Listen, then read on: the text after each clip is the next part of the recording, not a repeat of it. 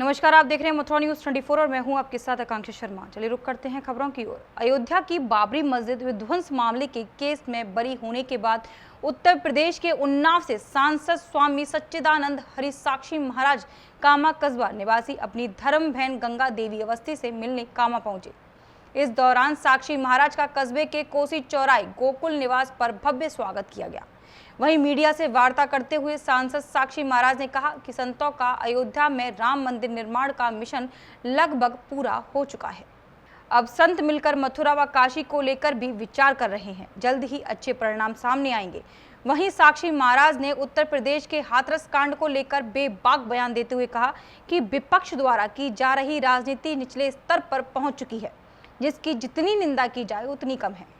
उत्तर प्रदेश में पहले विपक्ष द्वारा सांप्रदायिक दंगे कराए जाते थे, लेकिन अब जातीय दंगे भी कराने के प्रयास किए जा रहे हैं।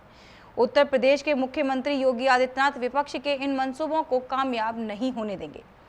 दंगे फैलाने का प्रयास करने वालों के खिलाफ कड़ी कार्रवाई की जाएगी। सभी संतों के विचार स्वतंत्र होते हैं। संतों के मन में क्या है, राष्ट्र के मन में क्या है, राष्ट्रवादियों के मन में क्या है, सबके मन की बात तो मैं नहीं कह सकता। परंतु जिन उद्देश्यों को लेके, जिन बातों को लेकर के मेरा राजनीति में आना हुआ, लगभग सारे के सारे मुद्दे हल हो चुके हैं, चाहे कश्मीर से धारा 370 हो या 35A हो। अलीगढ़ के थाना दिल्ली गेट इलाके में 30 सितंबर को घर में घुसकर लूट के मामले का पुलिस ने खुलासा करते हुए 3 अभियुक्तों को गिरफ्तार किया है और उनके पास से 41,000 लूट की धनराशि व तमंचे बरामद किए हैं। दरअसल अलीगढ़ के थाना दहली गेट के एडीए कॉलोनी के रहने वाले रिजाहुल हक के परिवार हथियारों के बल पर बंधक बनाकर 30 सितंबर को लूट की घटना को अंजाम दिया था, जिसमें घर में लूटपाट करते हुए 70,000 रुपए व 2 मोबाइल लूट कर ले गए। पुलिस ने इस मामले में छानबीन करते हुए 3 अभियुक्तों को गिरफ्तार किया है, जिनके पास से लूट के 41,000 रुपए व साथ ही दोनों लूटे गए मोबाइलों को बरामद कर लिया। इन अभियुक्तों के पास से घटना को अंजाम देने के लिए इस्तेमाल किए गए हथियार भी पुलिस ने बरामद कर दिए हैं।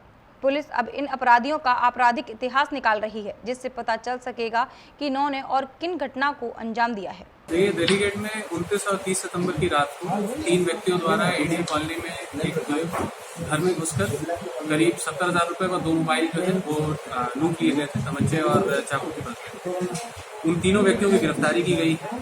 इसमें से 2 व्यक्ति इरफान और वसीम, ये दोनों दिल्ली गेट के रहने वाले हैं और इमरान शास्त्री के क्षेत्र का रहने वाला है।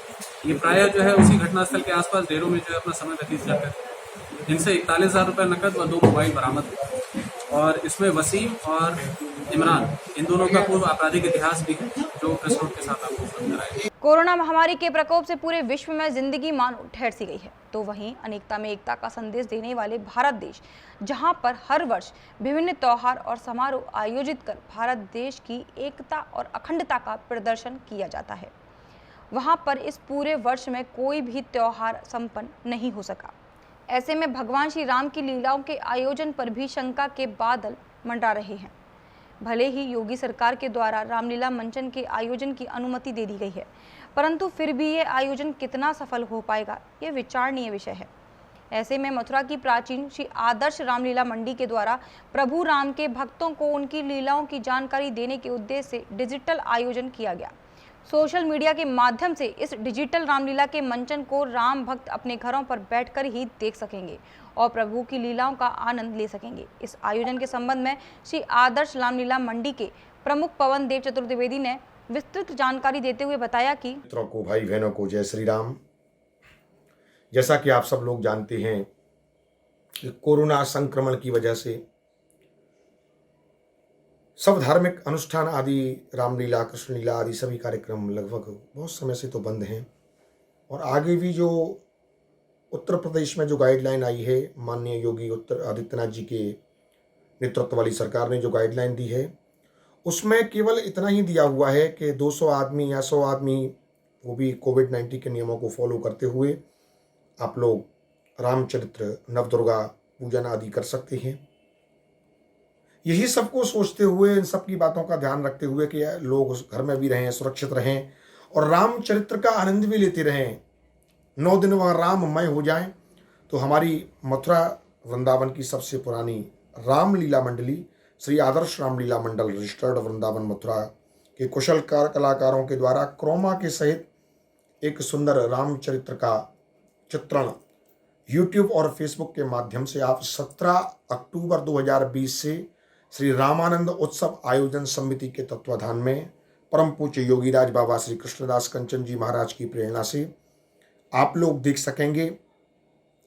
17 अक्टूबर 2020 को शाम 6 बजे से 8 बजे तक लीला का मंचन आरंभ होगा। पहले दिन श्री गणेश पूजन और उसके पश्चात राम जन्म एवं ताड़का वध आदि की लीला और उसी क्रम में लीला चलेगी।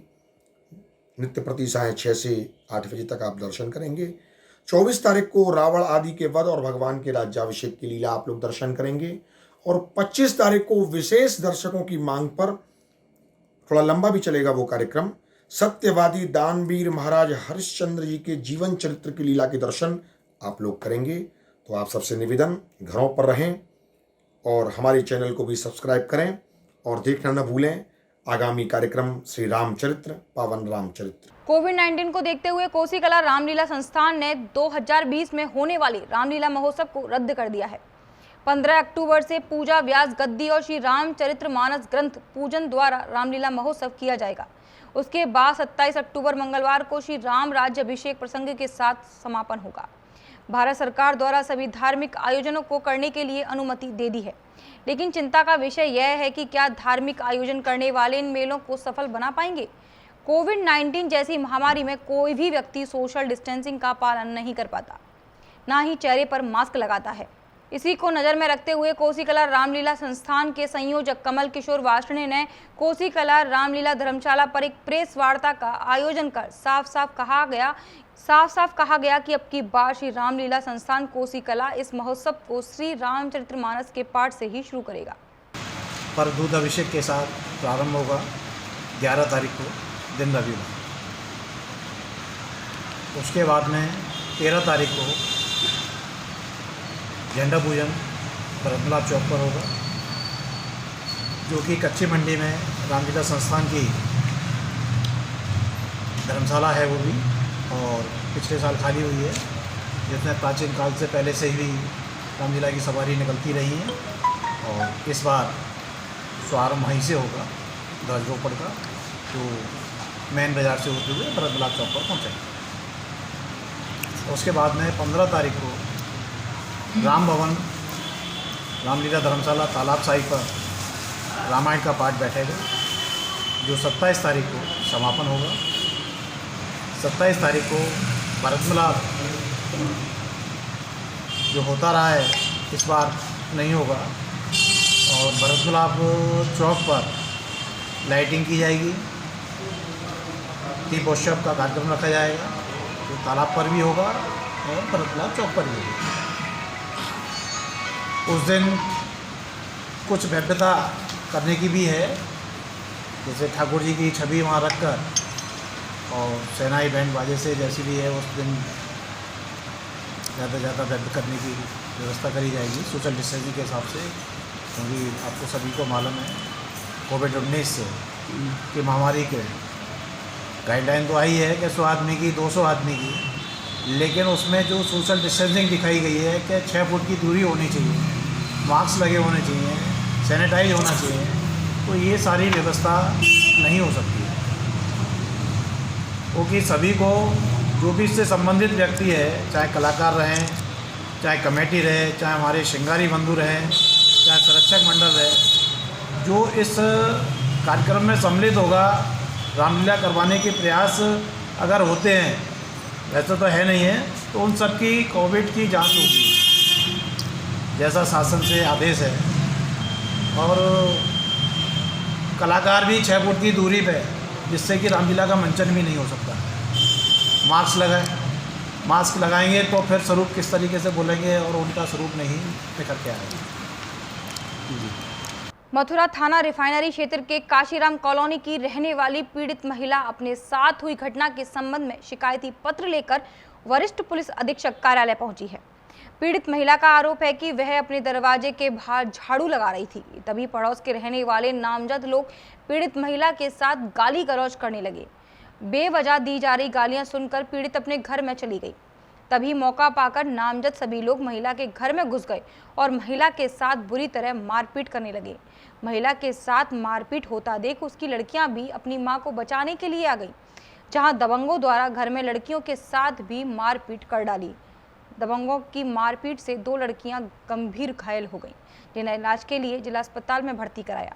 लेकिन उक्त घटना का संज्ञान पुलिस को होने के बावजूद भी पुलिस ने अभी तक कोई कार्रवाई अमल में नहीं लाई है, जिससे पीड़ित परिवार क्षुब्ध होकर अपनी फरियाद वरिष्ठ पुलिस अधीक्षक कार्यालय में पहुंचा है। को लेकर वरिष्ठ पुलिस अधीक्षक कार्यालय पहुंचा, जहां उन्होंने पुलिस पर कार्रवाई न करने का आरोप लगाते हुए क्षेत्रीय दबंगों के खिलाफ कार्रवाई की मांग की है। मेरी मम्मी झाड़ू लगा रही थी, उनको मारपीट करी। हम सब बहनों ने। किन लोगों ने की मारपीट? विनोद ने, बैजंती ने, उनकी लड़की कविता ने, किस बात के ऊपर मुरारी ने और योगेश ने। किस बात के ऊपर मारपीट की थी? झाड़ू लगा रही थी और उनको गाली गलौज दी और घर में घुस के मारपीट की है, और जिससे है ना मैं अपनी मम्मी को बचा रही थी। हम सब बहनों के साथ की है, जिसके जरिए मेरी दोनों बहन हॉस्पिटल में भर्ती है। ये शिकायत आपने थाने में की थी? थाने में की है, लेकिन मेरी कोई और मेरी मम्मी के कानों के कुंडल भी छिना लिए गए हैं जी, और मारपीट की है। और मैंने थाने में जाके शिकायत करी है, और लेकिन वहाँ से हमारी कोई सुनवाई नहीं आ रही है जी। हाँ, और मेरी बहनें इस तरीके से हालत है, उन दोनों हॉस्पिटल में भर्ती हैं। मेरी रिपोर्ट दर्ज करी जाए। मेरी जो बहनों के साथ हुआ है वो किसी और के संग है, उनको इंसाफ कौन से थाने? अभी तक के लिए सिर्फ इतना ही। मुझे दीजिए इजाजत, फिर मिलेंगे नई खबरों के साथ। नमस्कार।